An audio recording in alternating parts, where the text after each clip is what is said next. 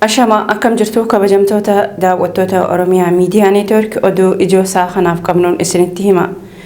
Jalqabarratti gaafiilee siyaasaaf deebiin qawwee ta'utu qabsoo hidhannoo jajjabeessee jaani dura ta'an paartii KFO Profeesar Mararaa Guddinaa gaafiilee siyaasaa humnaan ukkaamsuuf yaaluun warra kaleessan waliin qabsoo karaa nagaatti turellee qabsoo hidhannootti oofee jira jaani.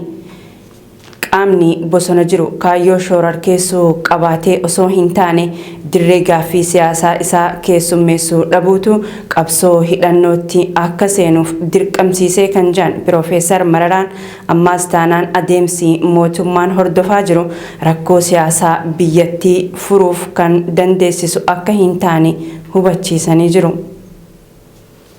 Ijoo keenya itti aanuun lola waraana bilisummaa Oromoo fi mootummaa Bilxiginnaa gidduutti deemaa jiruun magaalaa daangaa Keeniyaatti argamtu Mooyyaalee dabalatee iddoo baay'eetti dhukaasni deemaa jiraachuu BBC'n gabaase.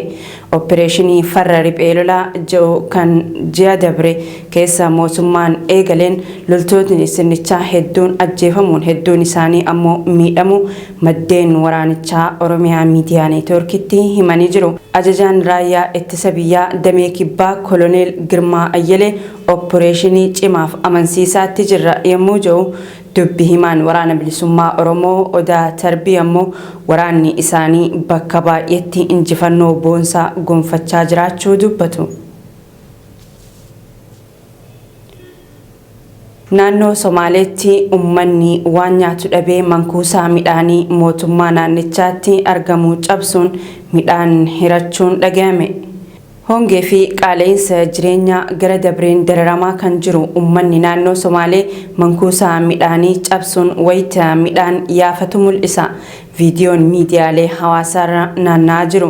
Gochi kun magaalaa Qeelaafoo jedhamtutti raawwatamuu kan ibsan maddeen oduu naannichaa fi qaamoleen garaagaraa gochicha dubbii hayyuu siyaasaa Oromoo Profeesar Mararaa Guddinaa waggaa dabre dura dubbatan uummanni beelee abbaa aangoo nyaataa kan jedhuun wal qabsiisanii jiru. Godina Shawaa Lixaa Aanaa Liiban Jaawwiitti waraanni mootummaa maatii hedduu jumlaan mana hidhaatti guuraa jira. Aanichatti hidhaa kanaan maatii qabsaa'ota jaarsolii biyyaa fi hawaasni nagaa dararamaa jiru. Kun qaama karoora miseensonni waraana bilisummaa Oromoo akka harka kennatan dhiibbaa gochuutii jedhame karoora waraanaa Oromiyaa irratti hedame keessatti waan lafa kaayame jaama. Aanaalee hedduu keessattis maatii qabsaa'ota mana hidhaatti guuruu qofa osoo hin taane marii uummataa jechuun ilmaan keessan akka galchitan uummannis akka dhiibbaa godhu doorsisaa fi kadhaa gaggeessaa jiru. Atakaaroo lafaa aanaa Aqaaqii hordoftoota amantaa Ortodoksii fi Pirootestaantii gidduutti dhalateen walqabatee namoonni du'uu fi qabeenyi mana amantaa manca'uun dhaga'ame.